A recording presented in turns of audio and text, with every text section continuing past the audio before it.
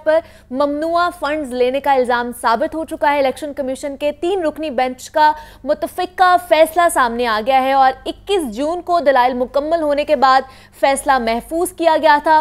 Election commission में 8 साल case पर कार्रवाई चलती रही। तहरीक इंसाफ के बानी रुकन अकबर ने 2014 में केस दायर किया था। केस की 190 समातें अभी तक हो चुकी थी और पीटीआई ने 30 बार इल्तवा मांगा था। 6 दफा इलेक्शन कमीशन के दायरे इख्तियार को चैलेंज भी किया गया था, जबकि तहरीक इंसाफ ने 9 वकील भी तब्दील किए थे। आपको मजीद भी बताते चले कि अमेरिका, कनाडा, बरतानिया, जापान समेत कई ममालिक से रकम मौसूल की गई थी। ये बड़ा फैसला था जो आज आना था। उसके हवाले से हम आपको बता रहे हैं कि पीटीआई पर ममनुआ फंड्स लेने का इल्जाम साबित हो चुका है। इलेक्शन कमीशन के 3 रुकनी बेंच का मुतफिका फैसला भी सामने आ चुका है। आपको बताएं कि 21 जून को दलाइल मुकम्मल होने के बाद ये फैसला महफूज किया गया था और इलेक्शन कमीशन में 8 साल केस पर कार्रवाई चलती रही थी, जिसका फैसला आज सामने आ चुका है और इल्जामात जो है वो ममनुआ ये फंडिंग केस था उस पर साबित हो चुके हैं। तहरीक इंसाफ के बानी रुकन अकबर ने 2014 में ये केस दायर किया था। देन केस की 190 समातें हुई थी। पीटीआई ने 30 बार इस केस की जो समात थी इल्तवा उससे मांगा। 6 दफ़ा इलेक्शन कमीशन के दायरा इख्तियार को चैलेंज भी किया गया तहरीक इंसाफ की तरफ से और तहरीक इंसाफ ने 9 मरतबा वकील भी अपने चेंज किए थे। अमेरिका, कनाडा, बरतानिया और जापान समेत कई ममालिक से रकम मौसूल की गई थी। मजीद क्या अहवाल है जानते हैं। लियाकत अली, नुमाइंदा लाहौर न्यूज़, हमारे साथ मौजूद हैं। लियाकत, बताइएगा, ये बड़ा फैसला है, सामने आ चुका है, इल्जामात साबित हो चुके हैं पीटीआई पर।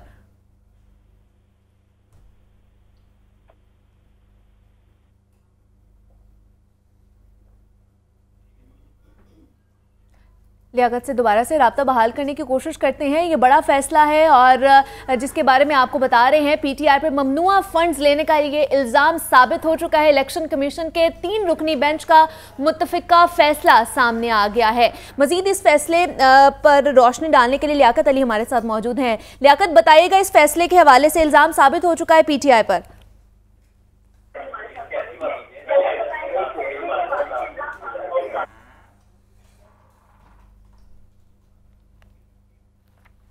जनाब, मजीद उनसे जानने की कोशिश करते हैं, राब्ता बहाल करने की कोशिश करते हैं। अभी आपको बताएं कि इलेक्शन कमीशन के 3 रुकनी बेंच का मुतफिका फैसला सामने आ चुका है और पीटीआई पर ममनुआ फंड्स लेने का इल्ज़ाम भी साबित हो चुका है।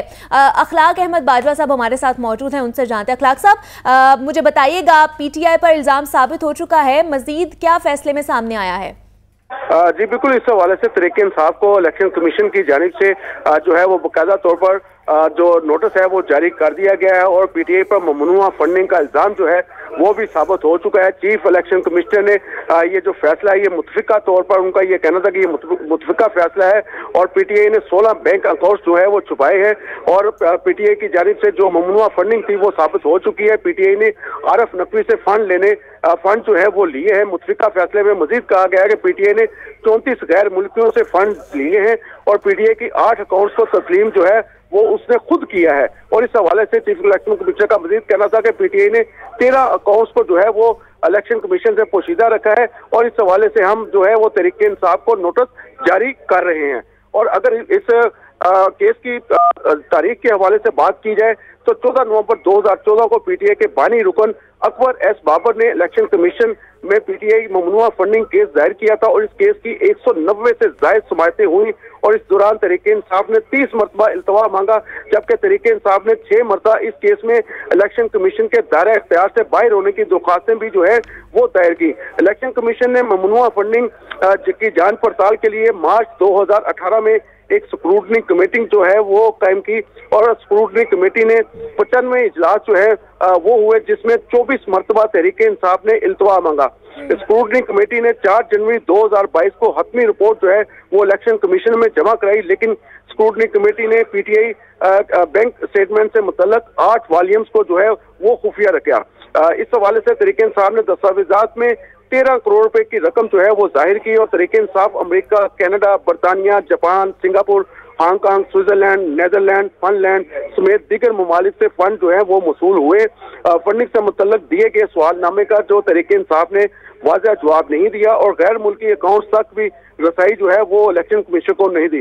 स्टेट बैंक के मुताबिक पीटीआई के पाकिस्तान में 26 अकाउंट्स जो हैं वो हैं, लेकिन पीटीआई ने 2008 से 2013 के दौरान 14 बैंक अकाउंट जो है वो छुपाए हैं, जबकि पीटीआई ने 11 अकाउंट से इजहार लातल्की जो है वो किया है। और ये गैर मुल्की ये गैर कानूनी तौर पर जो है वो अकाउंट जो है वो खोले गए थे।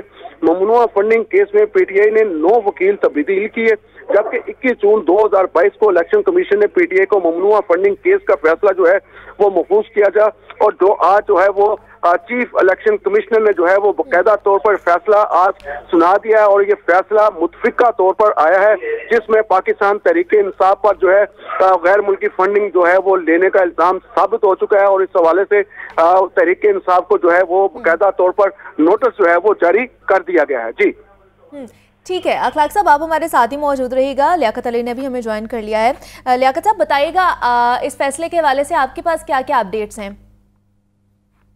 देखिए, पाकिस्तान की सियासी तारीख में एक ये मुफरद और इंफरादी फैसला इस लिहाज से आया कि इलेक्शन कमीशन ने पहली बार जो है वो फंडिंग के मामला को जो है वो टेकअप किया और अकबर एस बाबर जो है ये केस लेकर इलेक्शन कमीशन के पास गए। तकरीबन 8 साल जो है इस केस में जो है वो हियरिंग के बाद आज इलेक्शन कमीशन ने अपना फैसला उस वक्त सुनाया जब तहरीक इंसाफ जो है वो गुज़िश्ता कई माह से जो है वो इलेक्शन कमीशन पर अदम एतमाद भी कर चुकी है और उसके खिलाफ जुमेरात के रोज एहतजाज की कॉल भी दे रही है। तहरीक इंसाफ ने जो है वो ममनुआ फंडिंग का जो मामला था उस पर जो है कई दफा जो है इस्तवा लिया और कई बार जो है ये मौका भी इख्तियार किया कि इसके साथ मुस्लिम नून और पीपल्स पार्टी के जो गैर मुल्की फंडिंग के और जो ममनुआ फंडिंग के जो केसेस पीटीआई ने दायर किए हैं उन पर भी जो है वो साफ ही जो है वो फैसला सुनाया जाए, लेकिन ऐसा नहीं हो सका। बहरहाल तहरीक इंसाफ की जो ममनुआ फंडिंग वसूल करने का उसको मुर्तकिबा इलेक्शन कमीशन ऑफ पाकिस्तान ने करार दे दिया है और इमरान खान ने जिस ज़िमन में बयान हल्फी दिया था उसको भी गलत करार दे दिया है।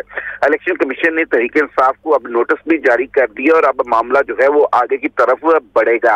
अब देखा जाए तो ये जो है वो सियासी तौर पर अब पाकिस्तान में जो है एक बड़ी सियासी जमात जिसकी पंजाब में हुकूमत है, केपी में हुकूमत है, आज़ाद कश्मीर में हुकूमत है, गिलगित बल्तिस्तान में हुकूमत है, तो इस तरह उस जमात को अगर कि उसके हवाले से मजीद कुछ कानूनी इकदाम सामने आते हैं तो यकीनी तौर पर जो है वो सियासी सूरत हाल जो है वो उसमें कशीदगी आ सकती है। पीटीआई पहले ही जुमेरात को चीफ इलेक्शन कमीशन और उसके मेंबर के खिलाफ जो है वो एहतजाज की कॉल दे चुकी है। तो बहरहाल ये एक बड़ा फैसला आया है। वो 8 साल जो है वो अकबर एस बाबर ने इस केस के लिए लड़ाई लड़ी है और इस केस के फैसले से जो है वो यकीनी तौर पर पीडीएम को सियासी तौर पर फायदा होगा। अब गो पीडीएम इस केस में फ्रीक नहीं थी, पीडीएम की कोई जमात इस केस में उस तरह फ्रीक नहीं थी। केस जो है वो अकबर एस बाबर ने लड़ा और वो कानूनी लड़ाई को इस महाज पर लेकर आए, इस सतह पर लेकर आए कि आज इलेक्शन कमीशन ने उनके खिलाफ पीटीआई के खिलाफ जो है वो फैसला भी सुना दिया है। बिल्कुल ऐसे ही है, फंड्स लेने का ये केस था और 8 साल बाद इसका ये फैसला सुनाया गया है आज के दिन। अखलाक साहब हमारे साथ मौजूद है। अखलाक साहब मुझे बताइएगा, इलेक्शन कमीशन का 3 रुकनी बेंच ने ये फैसला सुना दिया है, मुत्तफिका तौर पर इल्ज़ाम साबित हो चुका है, लेकिन इलेक्शन कमीशन का आइन क्या कहता है कि इस फैसले के बाद सजा क्या हो सकती है? इलेक्शन एक्ट के मुताबिक गैर मुल्की फंडिंग लेने वाली सियासी जमात का वजूद जो है वो बरकरार नहीं रह सकता है। इसके तमाम अतियात जब्त हो जाएंगे। वफाकी हुकूमत के डिक्लेरेशन और सुप्रीम कोर्ट के फैसले के बाद पार्टी जो है वो तहलील हो सकती है और इसके साथ साथ पार्टी की पार्लियामेंट, सूबाई असम्बली और मुकामी हुकूमतों से भी बाकी मुद्दत के लिए जो है वो नाहल हो सकती है। सियासी जमातों की तश्कील से मुतल्लक इलेक्शन एक्ट का सेक्शन 200 कहता है कि सियासी जमात गैर मुल्की इमदाद से ना तश्कील पाएगी ना ही मुनज़्ज़म होगी। सेक्शन 2004 के मुताबिक सियासी जमात को बराह रास्त या बिला वास्ता किसी गैर मुल्की ज़राए से अतिया लेना जो है वो मना होगा। इनमें गैर मुल्की हुकूमतें, मल्टीनेशनल कंपनियां, फर्म, तजारती या पेशा वराना एसोसिएशन यहाँ पर शामिल हैं। इलेक्शन एक्ट के मुताबिक ममनुआ ज़राए से मिलने वाले अतियात को हुकूमत जो है वो जब्त कर सकती है। ये अतियात कैश, स्टॉक, ट्रांसपोर्ट, फ्यूल या दीगर सहूलियात की मद में हो सकते हैं। गैर मुल्की ज़राए में ऐसी समुंदर पार पाकिस्तानी शामिल नहीं जो नाजरा का जारी करदा नाइकोब कार्ड जो है वो रखते हैं। सेक्शन 212 के मुताबिक अगर इलेक्शन कमीशन की जानिब से भेजे गए रेफरेंस पर या किसी और जराए से हासिल मालूमात से वफाकी हुकूमत से मुतमिन हो कि किसी सियासी जमात को गैर मुल्की फंडिंग हासिल है, तो वो नोटिफिकेशन के जरिए इसका डिक्लेरेशन जो है वो करेगी। और कोई भी सियासी जमात पाकिस्तान की खुद मुख्तारी या सालमियत या अमनो अमा के बरखिलाफ तश्कील दी गई हो। ठीक है।